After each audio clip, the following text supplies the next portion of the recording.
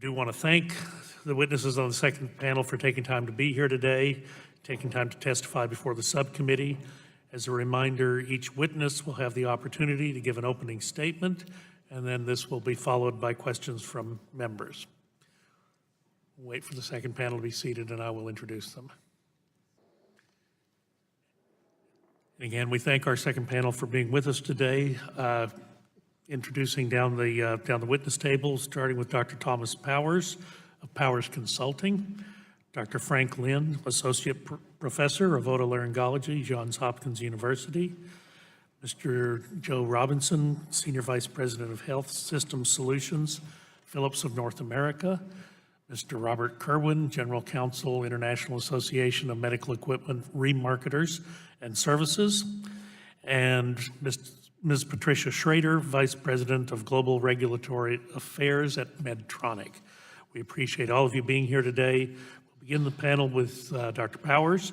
You're recognized for 5 minutes for the summary of your opening statement, please. Chairman Burgess, Ranking Member Green, and members of the subcommittee. Thank you for inviting me today. My name is Thomas Powers. I'm currently a consultant to the hearing health industry. I received my doctorate in audiology from Ohio University and was in an audiology-based private practice and have spent 35 years working in the hearing health field. I'm speaking today on behalf of the Hearing Industries Association, which is the National Association of Hearing Aid Manufacturers. These companies spend over $600 million per year on research and development for hearing aids, which are at the cutting edge of hearing technology. HIA is supportive of efforts to enhance hearing affordability and accessibility. We note that the market is already adapting to expand access and affordability. Big box stores such as Costco and Sam's Club now account for more than 10% of the market. In addition, CVS last week announced its major entry into the hearing aid market. All of these channels include professional testing, fitting, and follow-up. NAS has recommended the creation of an OTC category of hearing aids, and we agree that such a category should be regulated by FDA to ensure such products are safe and effective. As with existing hearing aids, OTC hearing aids should be required to demonstrate effectiveness through FDA's review process, as are other medical devices. Also, FDA should clearly differentiate hearing aids from unregulated personal sound amplifiers. There are no studies to demonstrate that a person with hearing loss can accurately self-diagnose the degree and cause of their hearing loss. However, we believe that an OTC option may still provide a gateway to the hearing health treatment for many, if that option were promoted carefully and with the risks minimized. When people finally address their hearing loss, often after many years of delay, if an OTC device promoted as a solution fails to meet the expectations, this may lead to frustration, further treatment delay, and even abandonment of efforts to address their hearing loss. Such treatment failure leaves the individual at greater risk of isolation, depression, falls, dementia, and other conditions related to untreated hearing loss. Given this risk, it's critical that OTC hearing aids be recommended for people with mild hearing loss where the risks of failure and further delay of treatment are reduced. H.R. 1652, as drafted, would mandate the FDA recommend OTC for hearing aids for people with moderate hearing loss as well. Mild hearing loss is marked by having difficulty hearing soft speech sounds. Professionally fit hearing aids would certainly benefit this group. Mild hearing loss, as we've heard, impacts 2/3 of all Americans with hearing loss, although only 12% of these individuals currently use hearing aids. Conversely, about 50% of individuals with moderate hearing loss use hearing aids. The degree of hearing loss is measured via an audiogram using a decibel scale and is classified by the FDA in 5 ranges according to normal to profound. And I would like to enter this chart from the FDA into the record. Without objection, so ordered. Mild hearing loss ranges from 20 to 40 decibels loss, and moderate loss ranges from 40 to 70. A moderate hearing loss is not an insignificant condition. From my 35 years of experience in audiology, simple amplification is not ideal for people with a moderate hearing loss, as they may have more complicated audiometric configurations, such as high frequency loss or hearing loss in the middle or low frequencies. In addition, as the hearing loss progresses to the moderate category, the ability to understand speech may decrease significantly. Simply providing amplification across the range of speech frequencies may not provide the anticipated benefits and could lead to frustration with the process. We do believe that FDA should create strict labeling requirements for the OTC hearing aids. Given this reliance on labeling, we believe it is more important that Congress and FDA only recommend OTC hearing aids for people with mild loss. People who have had their hearing loss diagnosed at a moderate level should be discouraged from self-treatment options. Output limits proposed in this legislation should be configured to set the gain levels appropriate for mild loss. Access and affordability are important goals, but creating a new OTC hearing aid category should be done with care. Focusing on people with mild hearing loss would minimize the risks, while at the same time providing an option for the vast majority of people with hearing loss who have not yet entered the hearing healthcare system. Thank you very much. Chair thanks the gentleman. Dr. Lynn, you're recognized for 5 minutes for an opening statement, please. Chairman Burgess, Ranking Member Green, and members of the subcommittee, thank you for inviting me here today. My name is Frank Lynn, and I'm an associate professor in the Johns Hopkins School of Medicine and the Johns Hopkins Bloomberg School of Public Health. From a clinical perspective, I'm a board-certified otolaryngologist with fellowship training in otology, and I'm an expert in the medical and surgical management of hearing loss and other conditions affecting the ear. From a research perspective, I'm a public health expert on the impact that hearing loss has on older adults in society. My interest in and testimony on the Over-the-Counter Hearing Act stems directly from this background.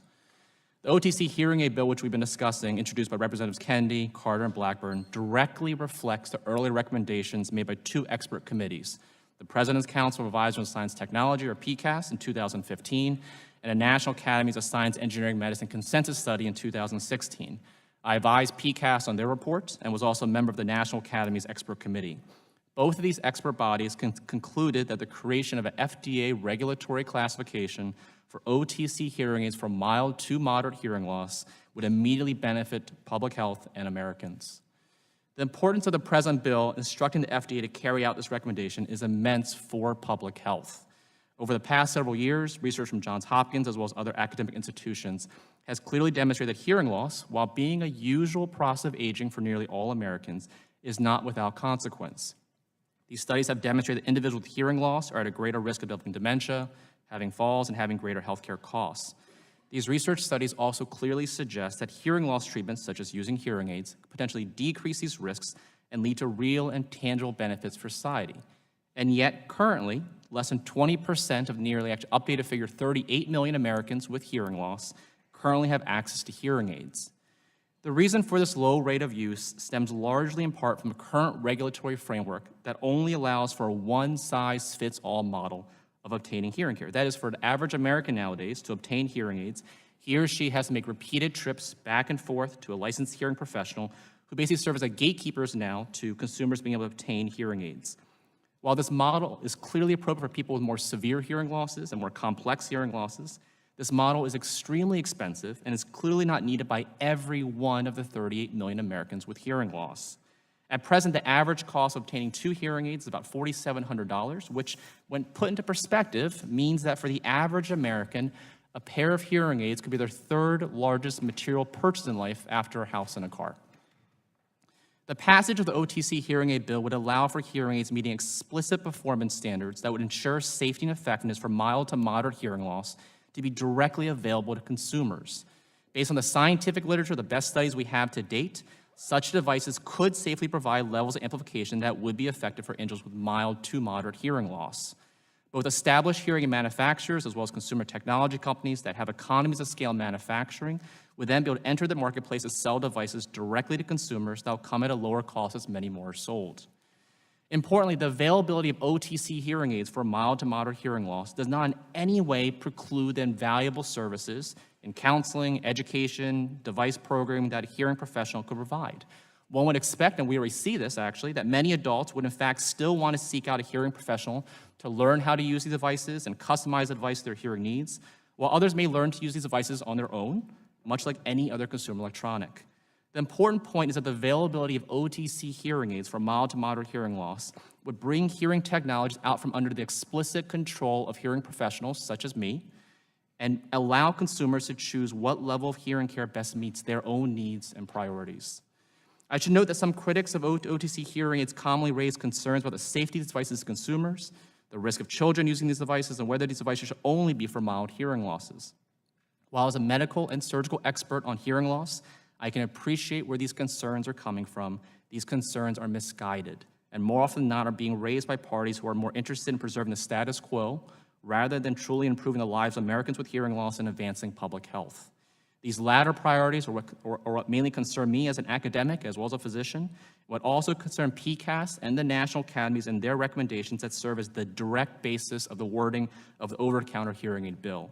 I provided more extensive discussion of these concerns by written testimony, and I'm also more than happy to address further questions from any of the subcommittee members. Thank you for allowing me to share my views with you. Chair, thanks, gentlemen. Chair recognizes Mr. Robinson. 5 minutes for questions, please. Thank you, Chairman Burgess, Ranking Member Green, and distinguished members of the subcommittee. Thank you for the opportunity to appear before you today to discuss improvements to the regulation of medical technologies. I'm Joe Robinson, Senior Vice President of Health Systems Solutions at Philips North America and the Chair of the MITA Board of Directors. I'm here today to testify on behalf of the Medical Imaging and Technology Alliance in support of H.R. 2009, Fostering the Innovation of Medical Imaging Act, and H.R. 2118, the Medical Device Servicing and Accountability Act. Before I get started, I want to also indicate MITA's support for H.R. 1736, also the subject of the hearing, to make improvements to the FDA's inspection process. And I would tell you, after listening to my colleagues here on the panel, I very much support your hearing aid bill as well. Let me start with contrast. H.R. 2009. Contrast agents may be prescribed by physicians for use with diagnostic imaging equipment to enhance imaging, allowing for improved visualization and characterization of organs and tissues. The use of contrast agents has become a central part of the clinical practice for a variety of imaging modalities. The FDA has not been willing to approve or clear imaging devices or enhancements for use with current approved contrast agents if they are not also labeled for that use, as Dr. Shern had mentioned earlier. FDA believes that their regulations prevent them from doing so. The purpose of H.R. 2009 is to provide clarification to the agency on an appropriate clearance approval pathway for imaging devices with contrast agents. Neither physicians nor patients benefit from the current situation as new innovations are being held up at the agency. I believe you referenced earlier since 2007, which was part of our submission. This legislation would allow patients to move in the U.S. to have more rapid access to new imaging technologies that involve the use of contrast agents. MITA and CORAR have been working collaboratively with the FDA for decades to find a reasonable solution to the issue. In fact, the topic was addressed, as again I referenced just a moment ago, in MDUFA 2, the agreement of 2007. Chairman, you brought that up yourself. 10 years later, the problem is yet to be resolved and continues to hinder the agency's goals of fostering innovation, improving patient safety, and promoting public health. This legislation builds on the 2017 user fee agreements, reduces unnecessarily regulatory hurdles, and allows patients in all communities to access cutting-edge innovation in diagnostic imaging that helps physicians detect disease earlier when it's more treatable. To address service, H.R. 2118. As medical imaging device manufacturers, we're not only responsible for making the devices, but we also often provide servicing activities for devices, both our own devices and manufactured by other companies. There are also a number of non-manufacturer independent service organizations who repair and maintain medical devices. And what is probably a surprise to many, currently only service activities performed by a manufacturer are regulated by the FDA. Service activities performed by third-party independent service organization do not have the same oversight or quality, safety, and regulatory requirements. Third parties are not even required to register with the FDA. I believe that came up earlier in some of the questions, creating an enormous blind spot. Unfortunately, unregulated third parties have caused a number of patient safety issues in their attempts to repair medical devices. We have raised these concerns with the FDA and included examples in my written testimony, which I believe all of you received. In raising this issue, some have questioned our motives, accusing us of wanting to overburden third-party service providers. I want to emphatically state that our only goal is to ensure that all service and maintenance always results in safe and effective operation of medical devices. This is a patient safety issue, pure and simple. H.R. 2118 takes an important first step toward the accomplishment of this goal by requiring that all independent service organizations step out of the dark and register with the FDA, file adverse event reports, and maintain a complaint handling system. That's it. That's what we're asking for here today. These are reasonable, basic requirements which device manufacturers already meet. By the way, 80% of which are small businesses with fewer than 20 employees. These are minimum requirements that will give the agency information about how many businesses are engaging in servicing medical equipment, and we hope will help get a better handle on adverse events to ensure that they never happen again. From a patient safety and adverse event avoidance perspective, this is the very least we can do for patients. Patients and doctors have enough to worry about. HR 2118 seeks to protect patients and ensure effective device performance through increased visibility and accountability for the medical device servicers. MITA urges Congress to include both HR 2009 and HR 2118 in the MDUFA 4 reauthorization. Passage of both of these bills will protect the patient safety and ensure timely access to the most innovative technologies. I want to thank you for the opportunity to testify and present my views in front of you today, and happy to answer questions. Chair, thanks. The gentleman, Mr. Kerwin, you're recognized for 5 minutes for an opening statement, please. Thank you, Mr. Chairman, Ranking Member Green, and members of the subcommittee for this opportunity. On behalf of the International Association, I apologize. On behalf of the International Association of Medical Equipment Remarketers, we call ourselves IMERS, we wish to express our thanks to the committee in permitting IMERS to testify on behalf of the independent service organizations and small business owners in our Diagnostic Imaging Association. IMERS members sell and service diagnostic imaging. We are not in the dark. We sell MRI, CT, ultrasound, nuclear medicine, and general radiography. They are often alumni of OEM training programs who have gone on their own and service equipment at a much lower price in regional and rural hospitals. And we also assist the manufacturers who may find a need for their assistance on multi-vendor programs. Without further ado, we wanted to offer a top 5 reasons why this legislation should not be supported. Reason number 5. This is a solution for which there has been no evidence of a problem. As with the auto industry, not every repair needed go to a dealer or manufacturer. We are speaking of manufacturers as the largest companies in the world. Our small and medium-sized businesses have been safely serving and servicing without registration with the FDA for many years. While some can present anecdotal stories of bad workmanship, and we in turn can present some on behalf of the manufacturer, should that have any merit, and we think not, there has been no evidence to support a systemic problem. I am sure the hospitals would be contacting this body if such were happening. But don't take our word. The respected Scientific Research Institute, ECRI, after reviewing FDA MOD reports, has concluded there is no evidence to date that a patient safety problem exists. The American College of Clinical Engineering also weighed in and commented that there's no real-world evidence needed to support further regulation. The Joint Commission commented, and I quote, "No knowledge of any statistically significant level of safety problems resulting from activities of any kind of maintenance service providers." Penn State Health commented, "Very little evidence of systemic problems existing." Reason number 4, independent service organizations offer their services at a significantly lower cost than manufacturers, $150 to $200 per hour, versus $500 to $600 per hour with a 4-hour minimum in some cases.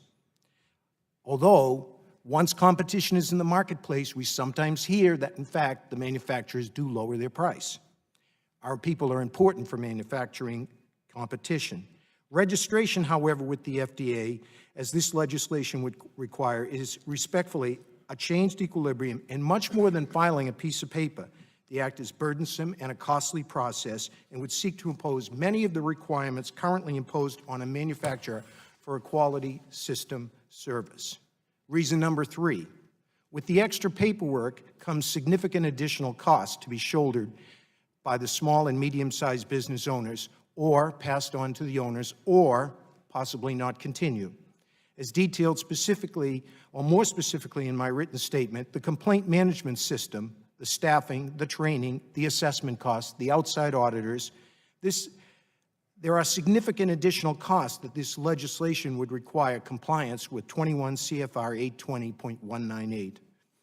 This section basically requires every repair that's done to be cataloged, documented, and processed. In an area of smart regulation, this seems to be at odds.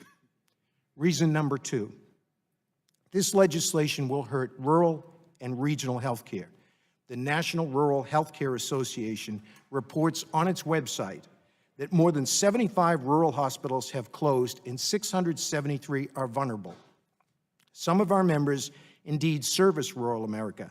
These are the small hospitals with dedicated staff, but not all the resources of the larger facilities, and they depend on independent service organizations.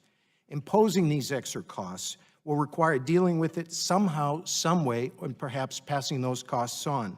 We are not seeing the corresponding benefit in either adding the costs or potentially having independent servicing less accessible. If this was such a significant problem, we again say, why have we not heard the hospitals clamoring for this? Reason number one, put aside all the reasons for the moment. There's a body of information, the chairman referred to it, which may be tapped from the 177 comments to the FDA public record and the 2 days of an FDA workshop in this issue last year, in October of this last year.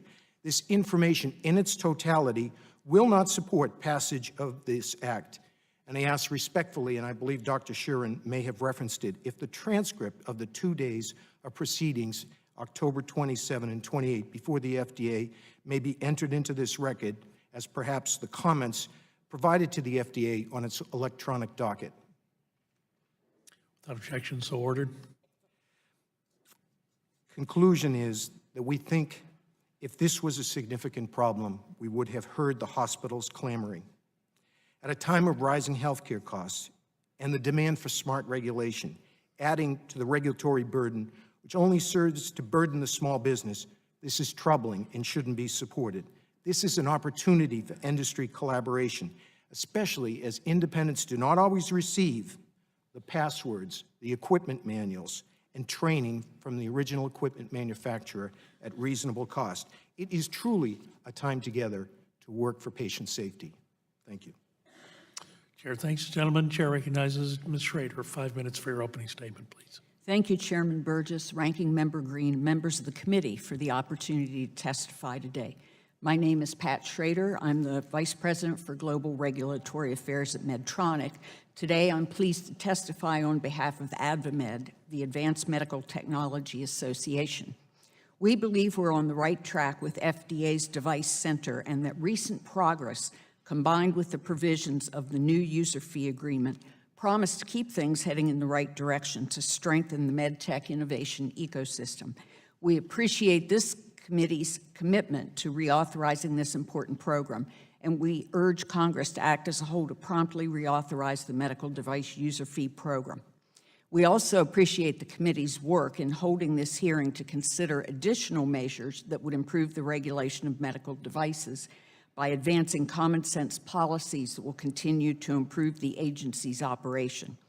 We're speaking today in strong support of H.R. 1736, introduced by Representatives Bouchon, Peters, Brooks, and Butterfield to improve the medical device inspections process. The current inspection process is plagued by challenges that lead to significant inefficiencies for both manufacturers and FDA. There are great discrepancies in inspections between facilities in the U.S.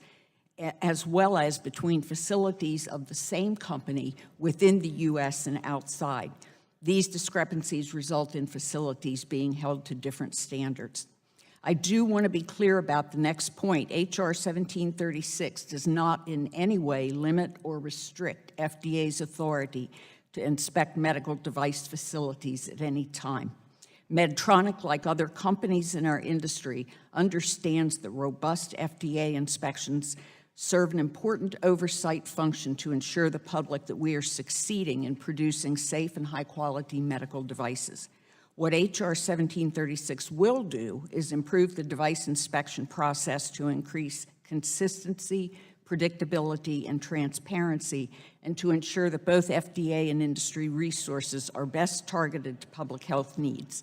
H.R. 1736 has three main provisions. First, it establishes a risk-based inspection schedule for device facilities based on the risk profile of the facility.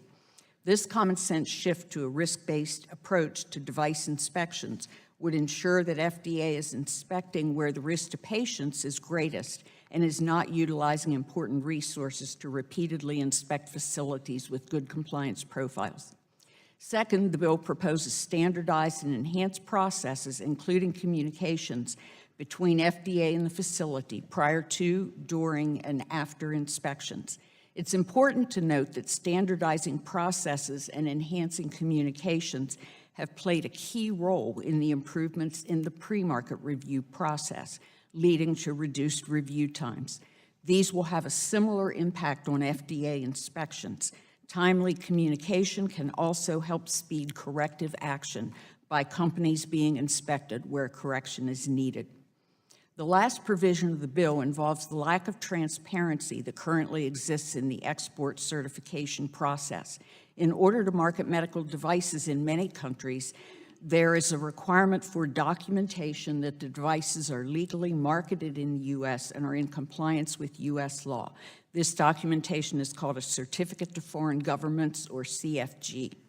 Due to an unclear interaction between FDA's inspection process and the CFG process, device companies can be caught in bureaucratic red tape that results in devices being lawfully marketed in the U.S.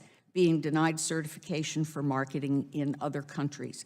Clarifying this process would enable device manufacturers to continue to market our products to other parts of the world, thus strengthening our economy. Again, we strongly support 1736 and urge the committee to pass this important legislation. I'd like to note that we support a number of the other proposals that we believe will help improve the medical device regulatory process. H.R. 2144, which builds on 21st century cures to provide a streamlined procedural mechanism for reclassification of device accessories. We support 2118, an important step to assure that FDA has visibility into third-party servicing companies to ensure that devices in service remain safe and effective in use. And finally, I'd note that several AdvaMed member companies also support H.R. 2009. In conclusion, I appreciate the committee's work in considering these measures that enhance and complement the underlying user fee agreement to improve the regulation of medical devices. We look forward to continuing to work with you on these important issues and on timely reauthorization of the user fee program. Thank you. The chair thanks the gentlelady and all of our witnesses for their testimony today. We'll go to the question portion of the hearing, and I'll recognize the gentleman from Illinois. 5 minutes for questions, please. Thank you, Mr. Chairman. Just two questions. First, this one goes to Mr. Robinson, Mr. Kerwin. Obviously, there's a dispute here, and which might likely cause this bill not to be included unless y'all get together and work something out that seems to be helpful. These people who repair the equipment are trained how, Mr. Robinson? As an OEM, we have, and I can speak for Philips in my case, we have Philips supplied training, based on factory protocols and engineers. And So if there's an independent person, they still have to be trained by you on your equipment, is that correct? we offer training, and again, I'm speaking for Philips specifically. That's all you can talk about, that's fine. Yeah. I'm assuming most people are probably going to be similar. There are certain types of training that we offer to third parties as well. I'd also add Philips and all the member companies, as Mr. Kerwin had mentioned as well. We leverage and utilize third-party service a lot ourselves, and in many cases are third-party servicers of other folks' equipment. So we actually have to send people for training on other equipment as well, and there's organizations that do that. Great. And Mr. Kerwin?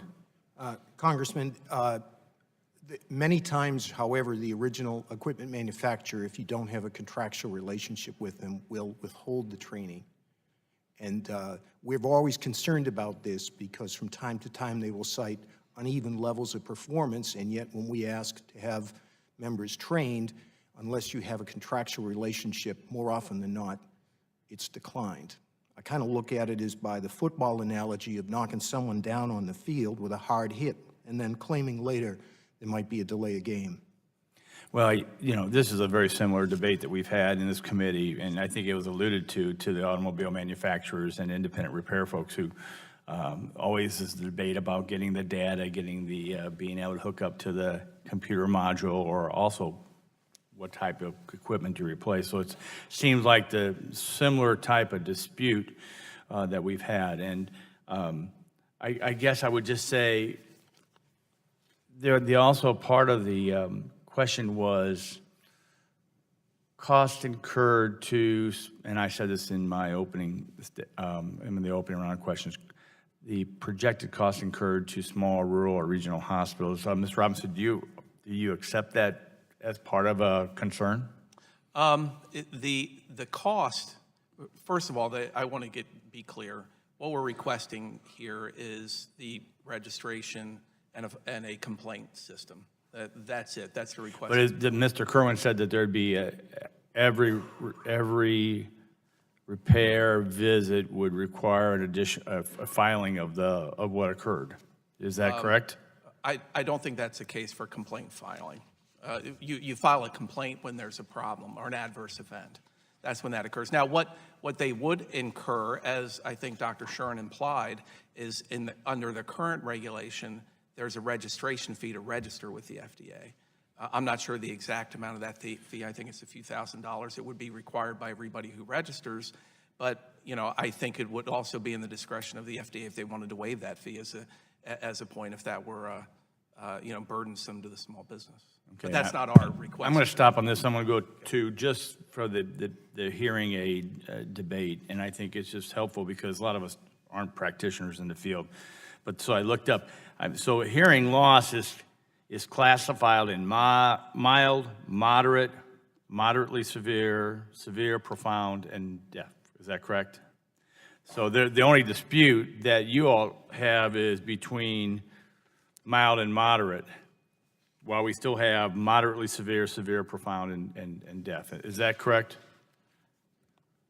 Yeah, I would agree. I think that there's also a small difference in defining mild, moderate, and then moderately severe, how many categories you really have and where does it extend.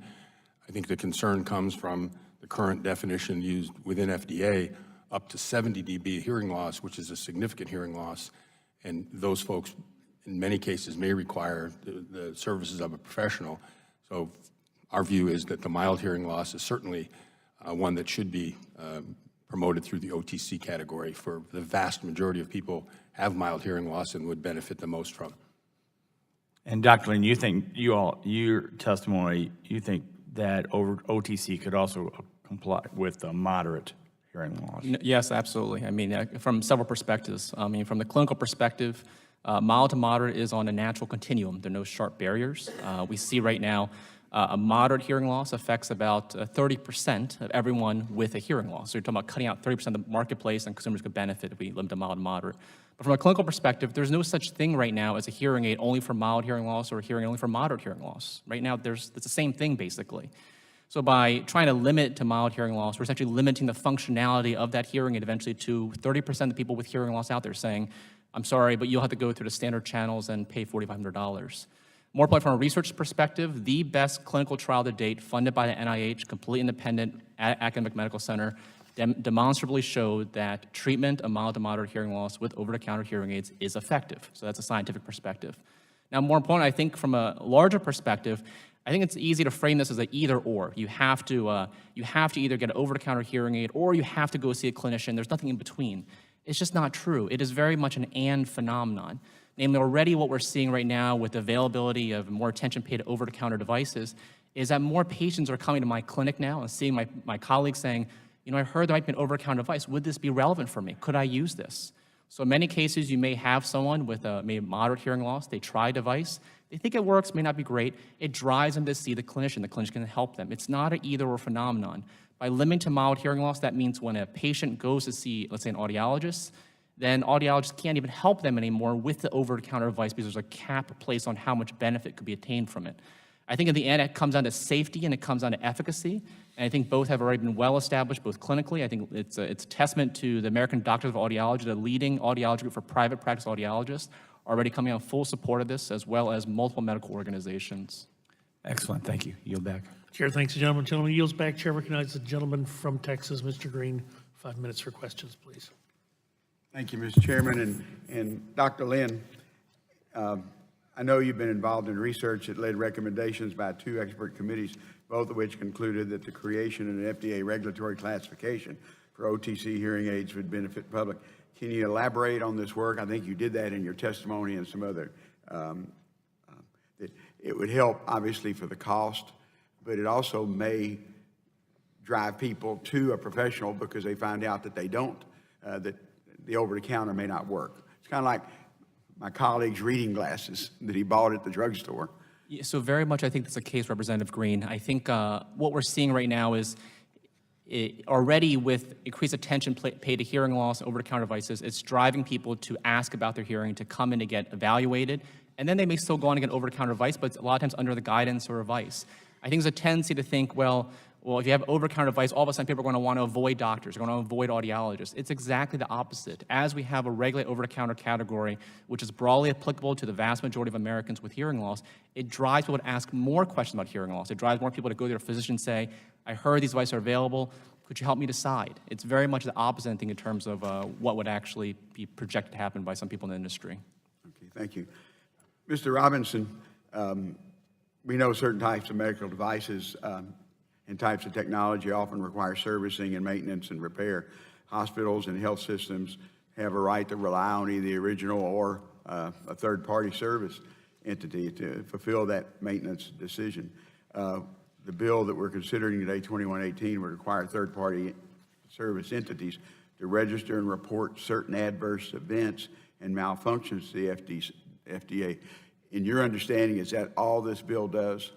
Yes, that's all this bill does. And the other thing I'd point out, it excludes hospital-owned in-house service. So if you're an employee of the hospital, you know where the responsibility is. Right, exactly.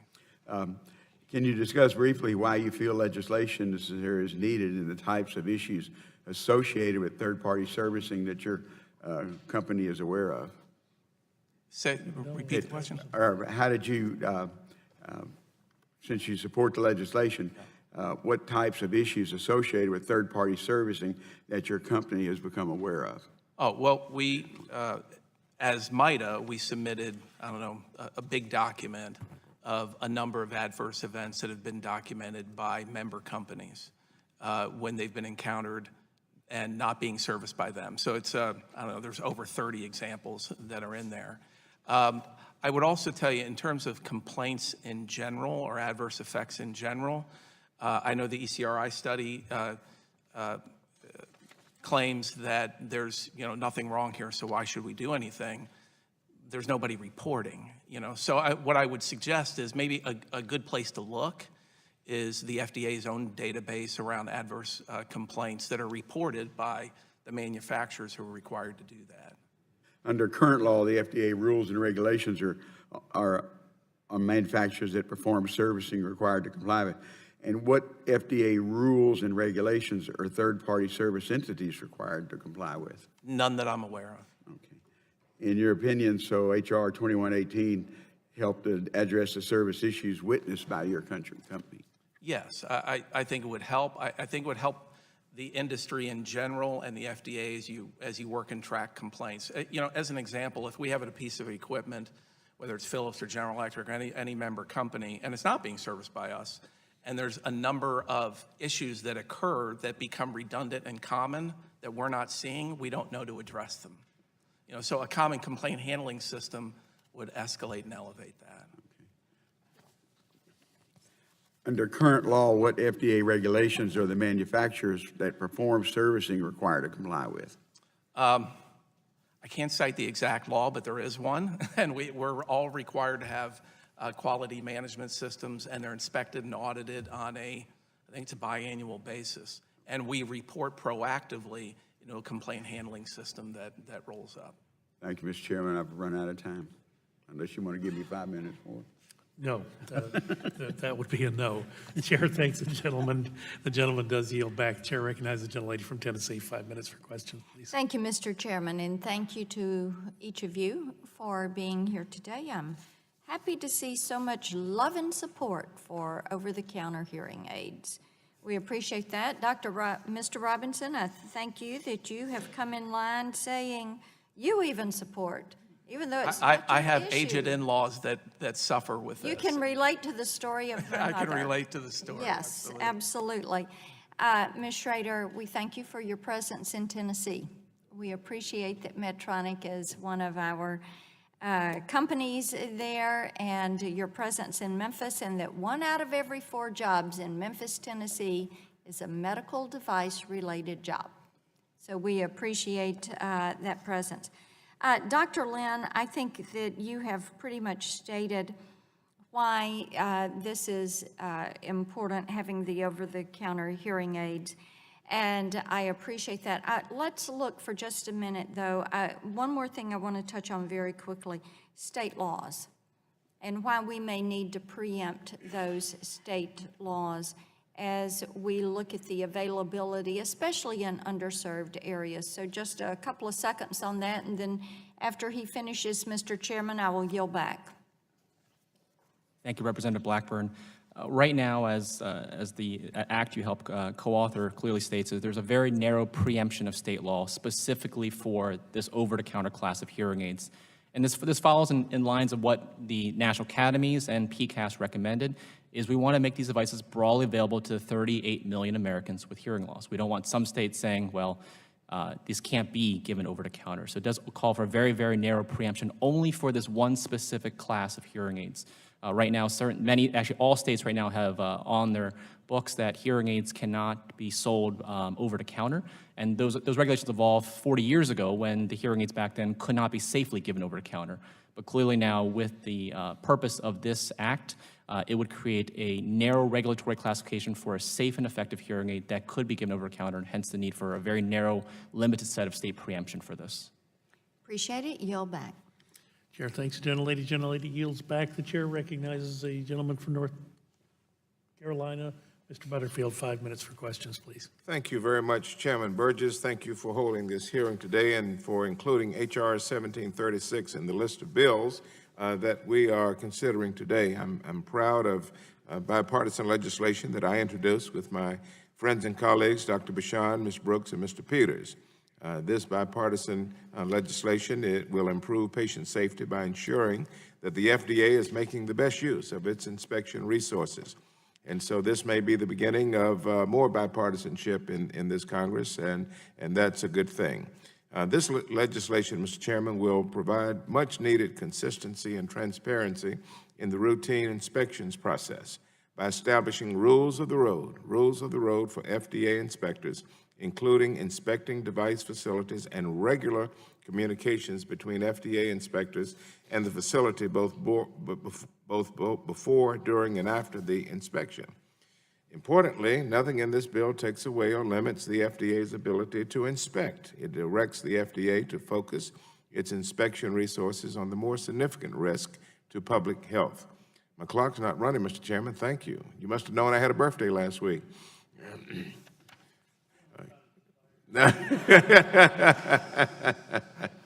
No, I'm just going to have 1 or 2 questions momentarily. I won't take up the full time. I'm proud to work with my colleagues and thank the witnesses for their testimony. Ms. Schrader, I'll just do 1 or 2 questions with you and call it a day. I've heard from other companies based in North Carolina that when FDA comes to inspect a facility, it's an all-hands-on-deck situation, and that with FDA inspectors coming and going with no regular schedule, not communicating to the facility when they'll be back, it creates a problem. Can you speak to that, please? Certainly, and thanks for the question. You described very well what happens in some of the less pleasant FDA inspections where we can't be sure from day to day whether the investigator or investigators will be on the premises or not, and where they're not willing to share their concerns with us. This, of course, as you mentioned, we can have 100 people on call for an FDA inspection in order to answer all the questions that might be asked with the appropriate level of expertise, pull documents, make copies, et cetera, to ensure that the inspection goes very smoothly. Obviously, when the investigators are willing to share concerns with us, we can have a discussion about those concerns, and in many cases, we can take immediate corrective action. That leads me into my next question. Okay. Yeah, what about the time frame? What happens when an FDA inspector does find a shortcoming during the inspection that a company needs to address? Is there a time frame that companies are required to get their correction back to the FDA? By FDA policy, we typically have 15 days from the end of the inspection until a written response to any inspectional observations is required. If we don't respond within that period of time, we're at risk of receiving a warning letter from FDA. At the same time, I would note that there is no specified period of time for FDA to review our response and give us feedback if they feel that the response hasn't been adequate. Well, I know this is time-consuming for the companies, but are there costs associated with waiting for FDA to get back with their decision? A financial cost? Yes, there certainly are. Of course, the cost of delay translates into perhaps manufacturing delays while we wait to hear whether. It's the uncertainty. It's the uncertainty. Am I right about that? Exactly. Thank you. Thank you, Mr. Chairman. As promised, I yield back. Chair thanks the gentleman. Chair recognizes the gentleman from Indiana, Mr. Bush, on 5 minutes for questions, please. Thank you, Mr. Chairman. Mr. Robinson, a question for you. Wouldn't you agree that it would be imperative that whoever is servicing or maintaining medical equipment must have access to the materials, tools, and support necessary to properly service and maintain the equipment in accordance with state and federal law? And that would seem like that was. Yeah, we do that today. So if you have for example, and you can just speak for your own company, equipment that's serviced by a third party, and they need information, you provide that. We supply information to the owner of the equipment. So it could be a hospital, a doctor's office. Okay, so then they would be able to, through and that. They would access it. You think that's an industry-wide approach, do you know? I think so. I think that's the common practice. Actually, Bob, you might know better than me if that's a common practice. And Mr. Kerwin, you can comment on that. We have approached the FDA many times over the years because sadly, it's not a common practice, though we believe since 1973 there have been regulations in place which require delivery of AIAT and other information, sir. So we're required by law, and as Phyllis, we fulfill the requirement. Yeah, because it would seem to me if a hospital or third-party provider under a contractual relationship agreed to protect the proprietary information, for example, which there is proprietary information in these products, I get that, and pay for it, that there shouldn't be any reason why they shouldn't be able to get that information. Yeah. Great. Thank you. Ms. Schrader, first of all, thank you. Over here. That's okay. It's hard to find who's in this room. You can't tell which direction it's coming from. First of all, thank you for your support of the legislation. And I think you pretty much answered the question with some of your comments, 1736. But you can, just to further clarify, I mean, it sounds like that you feel, and your company feels, that it would provide meaningful improvement to the FDA inspections with less delay, to do it that way. That's correct, yes. Yeah. And Dr. Shuren pretty much talked about that also, about how the vast numbers of inspections, like 25,000 a year or something in that area. Hence the reason we put together this bipartisan legislation, so because we want them to be able to focus on areas where it's most needed, and people that have been in long-term compliance not to be as much of the focus. So appreciate your support, and Mr. Chairman, I yield back. Gentleman yields back, Chair. Thanks the gentleman. Chair recognizes the gentleman from Massachusetts, Mr. Kennedy, 5 minutes for questions, please. Thank you, Mr. Chairman. Dr. Lynn, thank you for your testimony and your advocacy on behalf of Hearing Health. Thank you for some of the questions that you answered earlier with regards to HR 1652. I wanted to flesh out a little bit. There's been, in your testimony, you talked of this, and I know there's been some questions about it too, about the value of crafting that legislation for mild and moderate hearing loss versus just mild hearing loss. And I was hoping that you could just flesh out for me the medical difference between mild and moderate, in terms of the causes and in terms of treatment to start? So from a clinical medical perspective, there is no difference. It's on a natural continuum. People progress from mild to moderate. That currently encompasses, again, about 95% of people with hearing loss have a range of the mild to moderate. From a clinical perspective now, when you see an audiologist, they don't necessarily distinguish a different device for mild versus moderate. It's the same device, you just program it a little differently.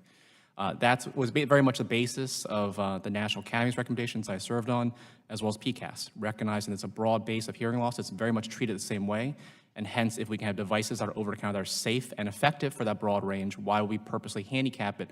So we say 30% of people with hearing loss, they have to go through the traditional model. I think it's a little paternalistic from a medical point of view to say that. Now, I think importantly, too, as I mentioned before, it is not an either-or phenomenon. Already what we're seeing is people who have access or learn about over-the-counter devices is they're coming to physician a lot of times asking, what should I do? What should I get? So in many cases, you can imagine, and I think this is where the American College of Audiology sees this going, it's just another avenue of a way to help patients that come to see you, is that I can recommend to you my services. Top of that, I can recommend to you a custom-fitted, super customized hearing aid, or I can help you use an over-the-counter hearing aid. So to purposely limit to a mild hearing loss only handicaps the clinicians who are out there to help the patients, basically. And hence the broad need to address mild to moderate in this classification. And why would not requiring professional visit be safe for those with mild loss, but unsafe for those with moderate loss? I can think of none. From a medical and surgical standpoint, there is no distinction between the two. If it's safe for mild, it would be safe for moderate too, as well as effective. I think you can say as you go to more severe forms of moderate hearing loss, it's not that it becomes not effective, it gradually diminishes. You might need more assistance. But again, this is why it's not an either-or phenomenon. That is when you would go see a clinician and they could help you use that over-the-counter device, help you program it to adapt it to your lifestyle. Great. Mr. Chairman, I also ask unanimous consent to submit two studies for the record, one from the National Academy of Sciences, Engineering, and Medicine, and the other, as referenced by the witness, the President's Council of Advisors on Science and Technology, both studies. Without objection, so ordered. Thank you. Now yield back. Gentleman yields back. Chair thanks the gentleman. Chair recognizes the gentleman from New York. Mr. Engel, 5 minutes for questions. Thank you very much, Mr. Chairman, and thanks to our witnesses for being here and sharing your expertise. At some point or another, every one of us is going to use a medical advice without even realizing it. I keep getting asked when I go through to take a airplane trip if I have any medical devices on me. I guess it's with age that comes along, but some need devices to go about their daily activities more comfortably, and some may depend on one for their very survival. Therefore, we all have a stake in the issue, and it's important, of course, that we ensure medical devices are effective, safe, and readily accessible to those who need them, and I think that's a principle we can agree on. Let me ask you, Dr. Lin, I have a few questions for you. During your testimony, you mentioned some of the concerns that have been raised with respect to over-the-counter hearing aids. You also noted that less than 1/5 of the nearly 38 million Americans with substantial hearing loss presently have access to hearing aids. Could you elaborate, please, on how the potential risks of over-the-counter hearing aids stack up in comparison to the risks of unaddressed hearing loss? So I think that's exactly a question. I think anything we ever do policy-wise is a balance of benefit versus risks. And I think the benefits here now that we know from research that hearing loss is linked with things like dementia, higher healthcare costs, falls, is that anything we can do to address hearing loss, to increase usage, could only benefit public health. So those are clear, tangible, real benefits for our parents, for our seniors, for society right now. The risks, on the other hand, I would say are minute. When we talk about hearing loss in older adults, 2 out of every 3 adults over 70 has a hearing loss. As FDA described before, again, not every person needs to be medically evaluated. The vast majority of hearing loss that is of a quote-unquote dangerous nature from a surgical perspective, things like cholesteatoma, tumors, things like that, invariably, in almost all cases, have warning signs. Either it's only a unilateral hearing loss, not in both ears, it's one hearing ear, you have pain, you have drainage, you have dizziness, you have vertigo, all of which would be clearly labeled at the outset in the labeling of these devices. So I think the minute chances of an undetected condition that do not have presenting signs and symptoms are very, very, very small and clearly outweighed by several orders of magnitude of the benefits of allowing the 80% of people who do not have hearing treatment now to get some form of help. Dr. Lin, late last year, FDA actually signaled that it might create a category of over-the-counter hearing aids. And similarly, I understand that FDA released guidance in December outlining its decision not to enforce a requirement that adults undergo a doctor's exam or sign a waiver before purchasing hearing aids. As an expert on hearing loss and as a medical professional, do you feel these were sound decisions on the part of FDA? I'm sorry, the last part, do I agree with these decisions? Yeah, do you, yes. Yes, no, I fully agree, and that's coming from my perspective as having served in the National Academies, advising PCAS, as well as my own role as, again, otolaryngologist and otologist at an academic medical center. Thank you. And finally, how does this bill affect consumer protections regarding the safety and effectiveness of hearing aids? And by that I mean, in your professional opinion, is there any reason to believe that consumers will be less safe as a result of the legislation before us today?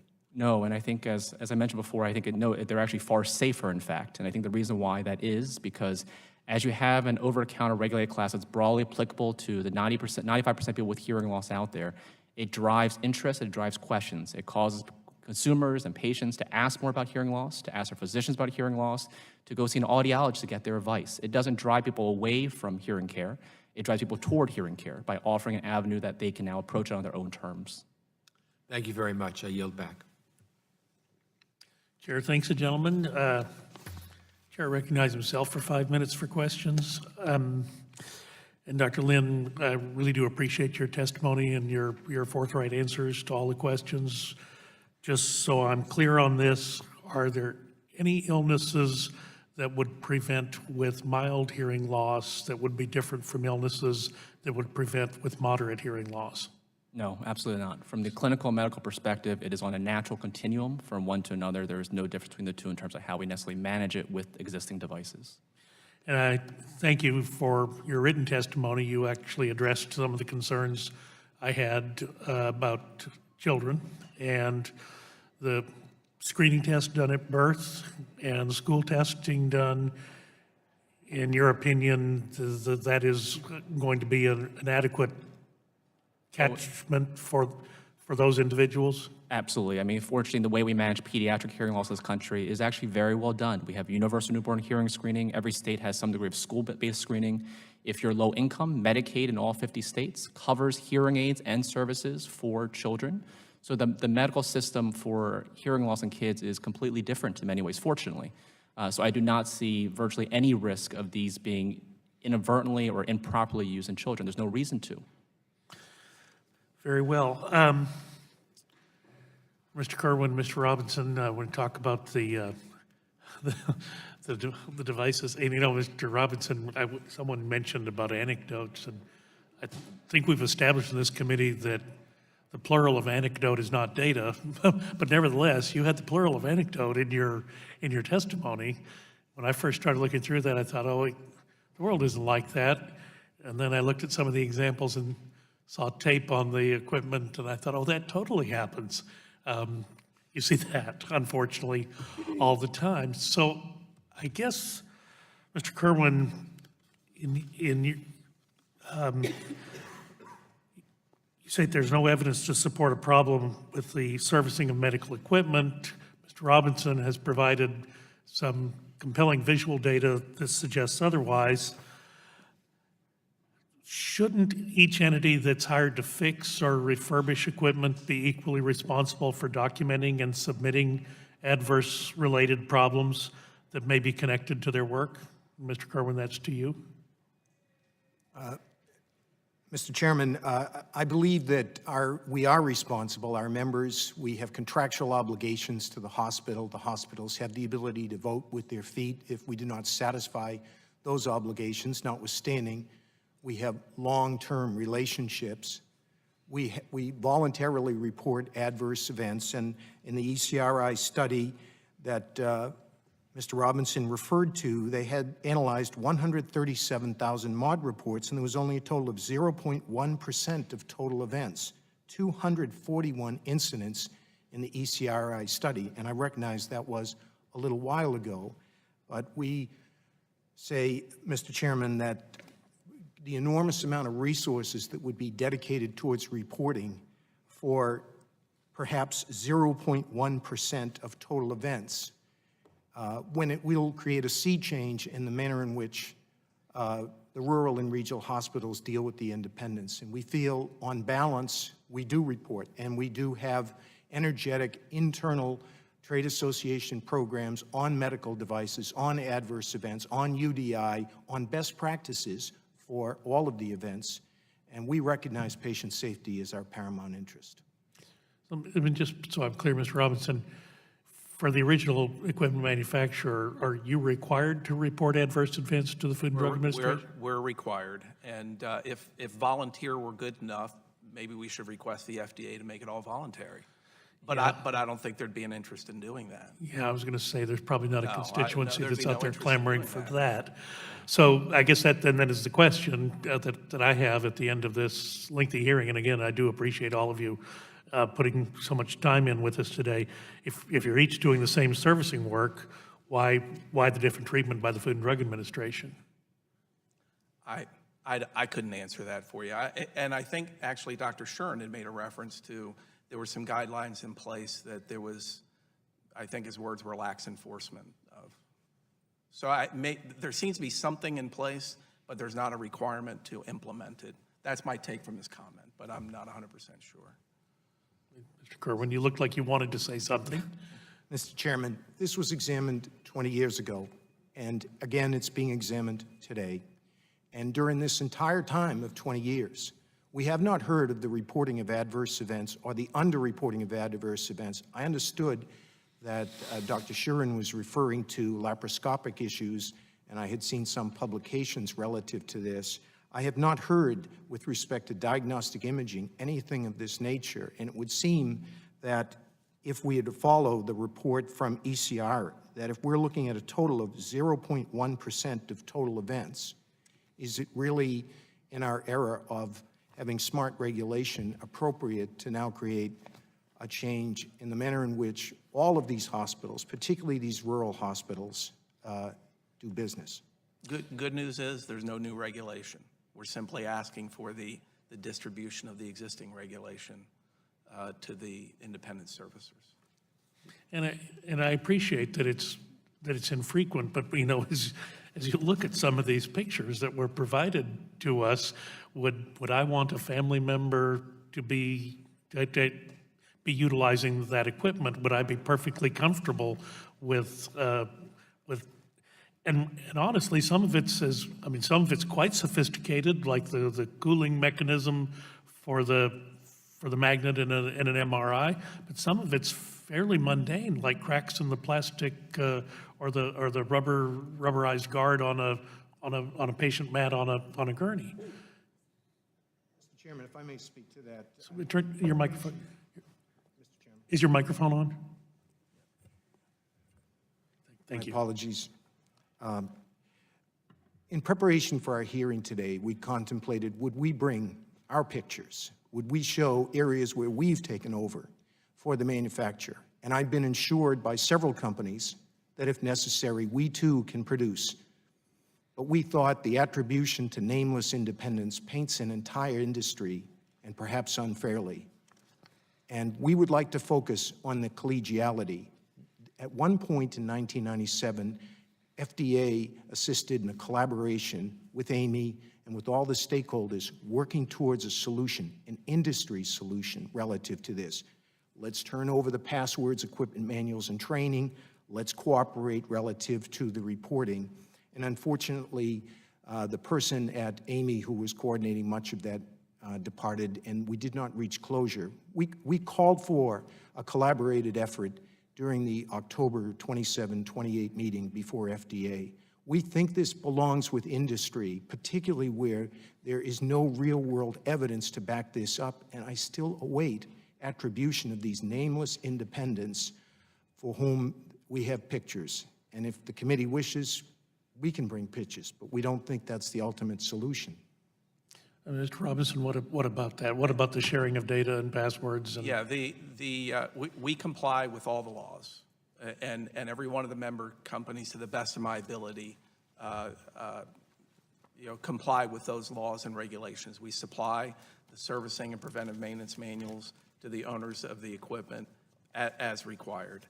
What I would tell you is the industry is, in general, no industry is perfect. The people who repair machines are people. The people who build machines are people. And that's why they break, and that's why companies like ours do service. And the OEMs, in terms of pictures or adverse events, are an open book.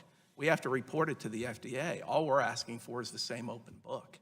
Let's not have it in nameless pictures. Let's have everyone report the same way, and that's all we're requesting in this. Well, obviously, that does not conclude this discussion, but it concludes our hearing. But thank you for your time and attention. Thank you for your time.